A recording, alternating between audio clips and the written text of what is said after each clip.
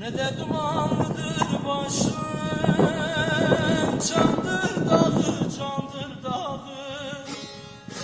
Hiç bitmez mi arın kışı? Çandır dağı, çandır dağı. Bizim elin çandır dağı. Su batana bir eleyle, bin boğaya selam söyle. Varsa hakkın helal eyle, dost dost bizim elin çandır dağı. Su batana bir eleyle, şu yan yurda selam söyle. Varsa hakkın helal eyle, dost dost bizim elin çandır dağı.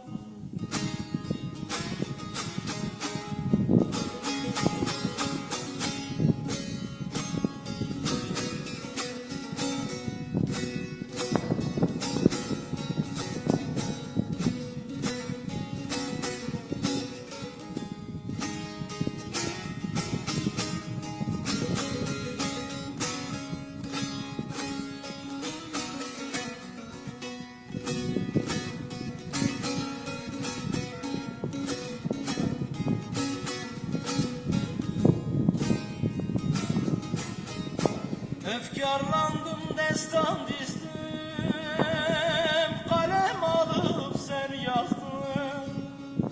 Çok zamandır ayrı gezdim, bizim elin çandır dağı. Çandır dağı, çandır dağı. Su batana bir eleyle, Yağılcaya selam söyle. Varsa hakkın helal eyle, dost dost bizim elin çandır dağı. Su vatana bir eleyle, Yağılcaya selam söyle. Varsa hakkın helal eyle, dost dost bizim elin çandır dağı.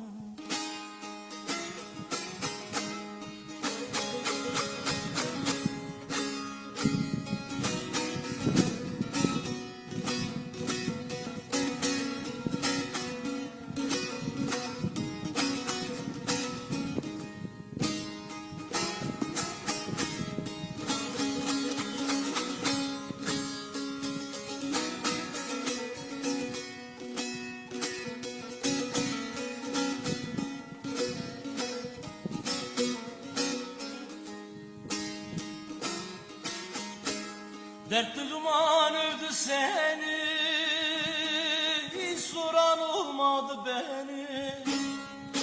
Konup göçenlerin hani, bizim elin çandır dağı. Bizim elin çandır dağı. Su vatana bir eleyle, Yağılcaya selam söyle. Varsa hakkın helal eyle, dost dost bizim elin çandır dağı. Su vatana bir eleyle, Yağılcaya selam söyle. Varsa hakkın helal eyle, dost dost bizim elin